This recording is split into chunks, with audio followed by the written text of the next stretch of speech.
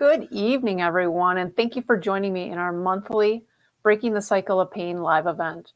My name is Amy, and I am your host, and tonight I am really excited. We have a great topic that we'll be going through tonight. It will help actually all of us, whether we have pain or not, but especially those individuals that have difficulty transitioning between positions. You're going to definitely want to stay tuned.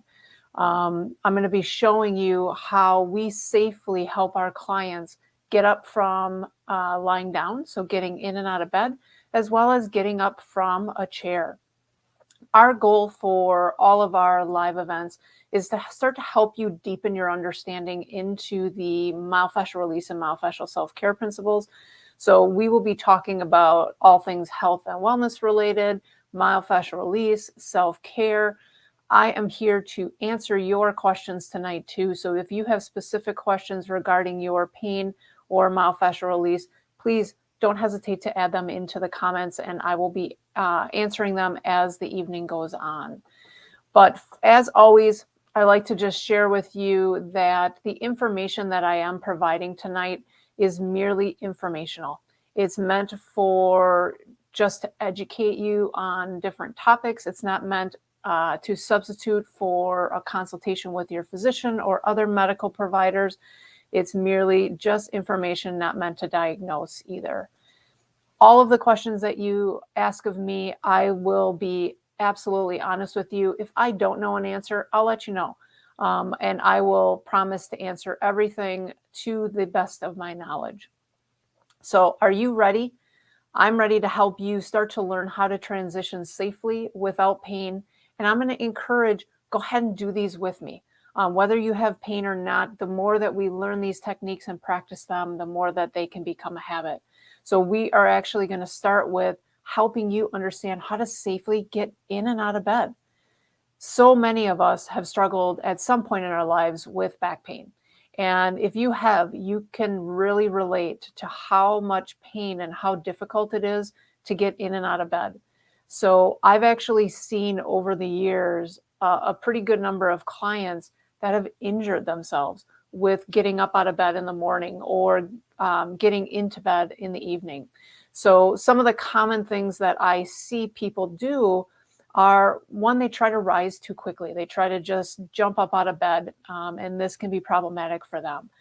There are a number of people that maybe don't have the strength, and so they start kicking their legs to kind of get momentum.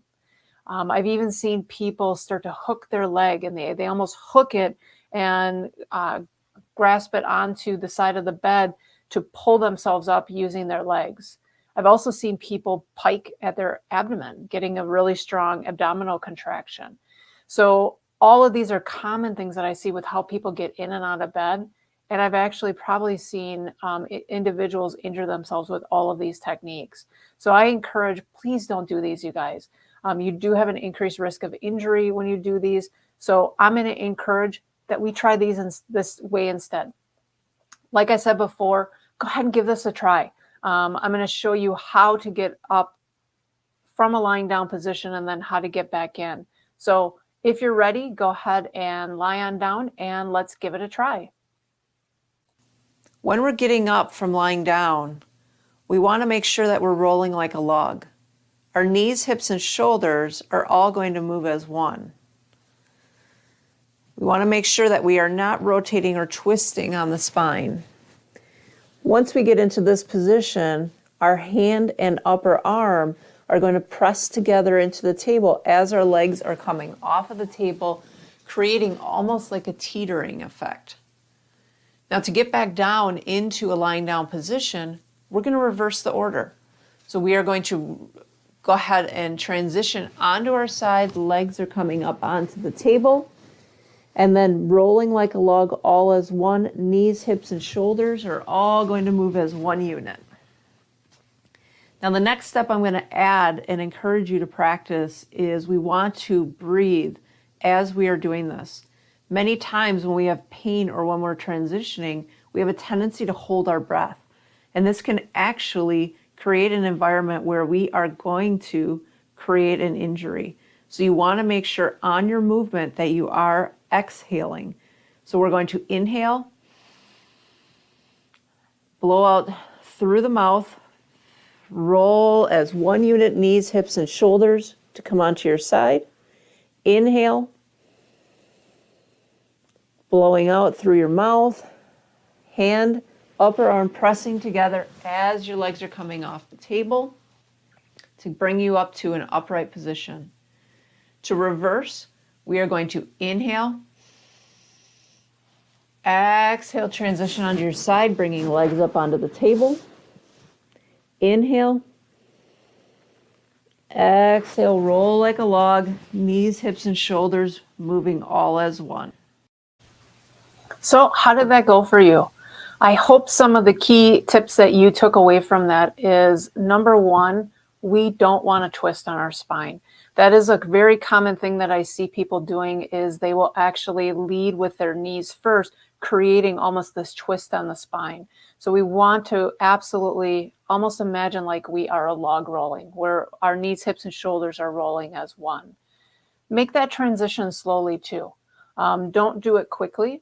And then I hope you also caught that I'm encouraging you to breathe while you're doing it. Definitely making sure that you're exhaling on those movements, not holding the breath.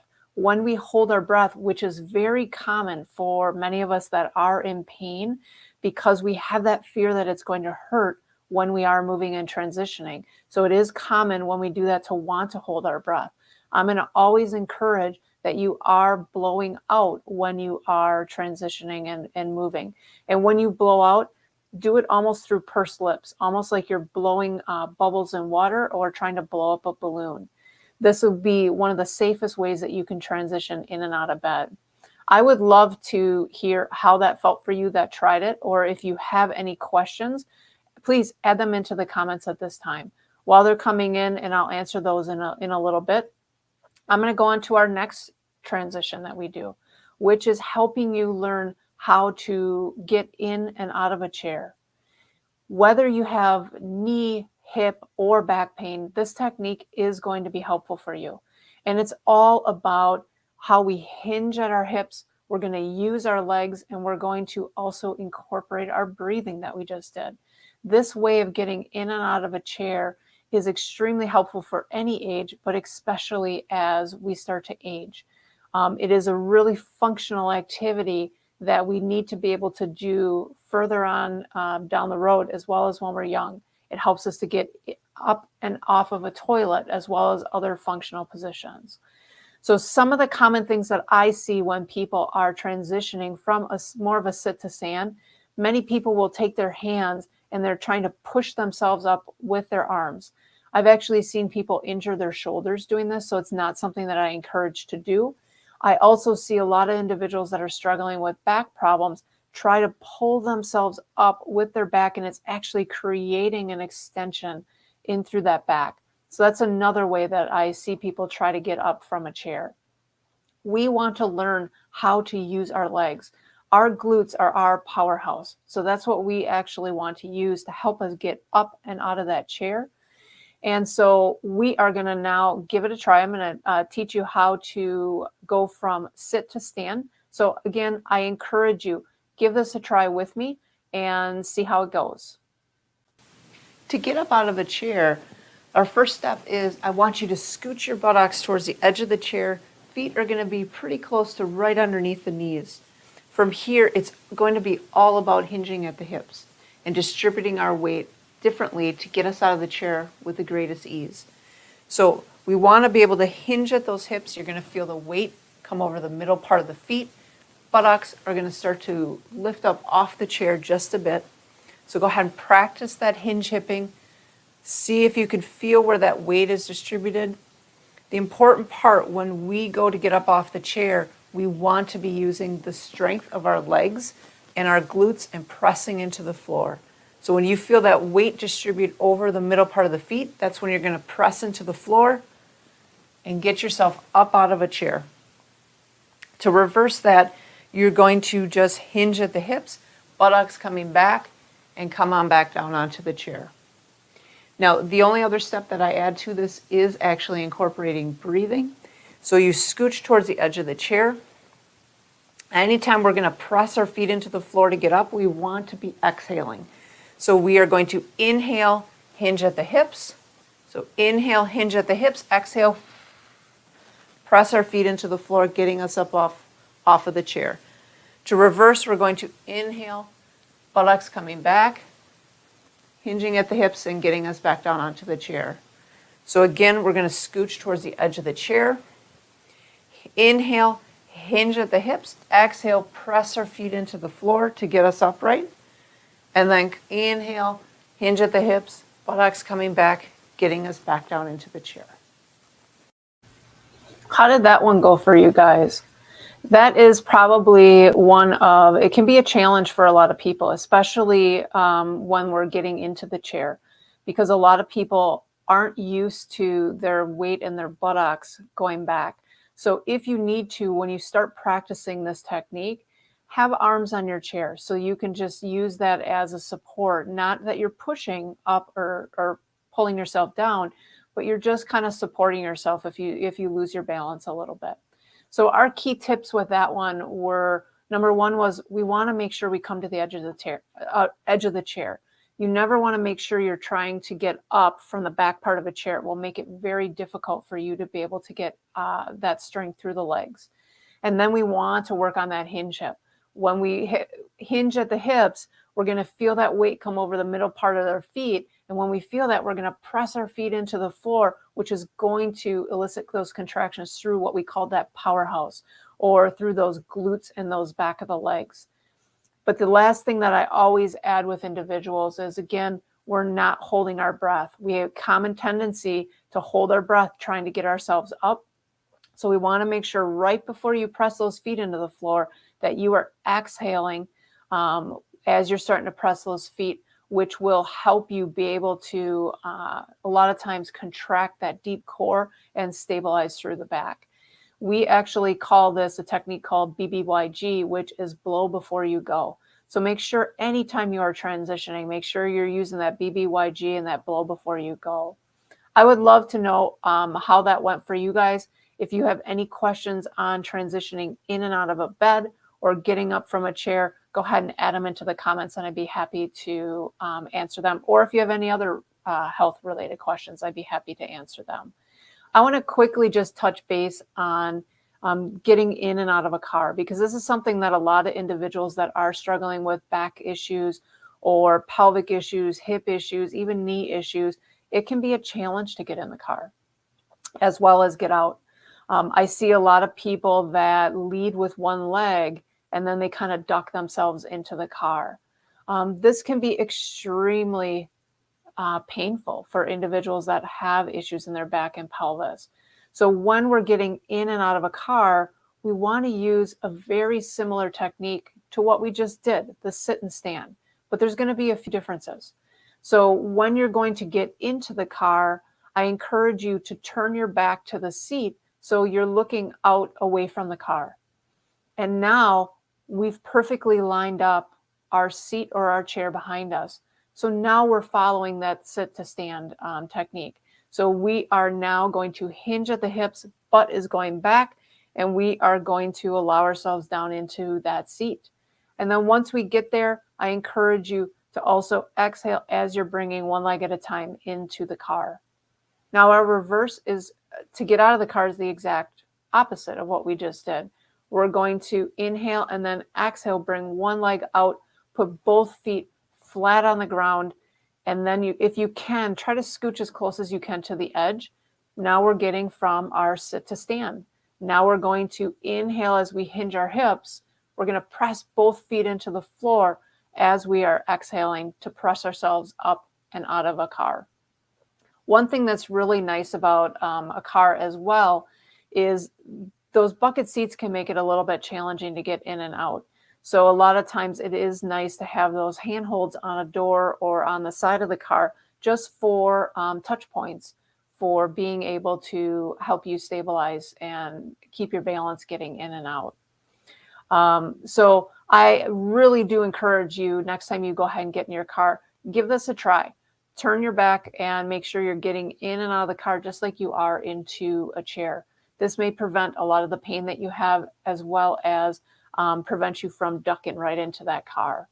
So this is the last opportunity, you guys. If you have any questions on any topic or anything that we went through today, I would love to answer them. So go ahead and put them into the chat.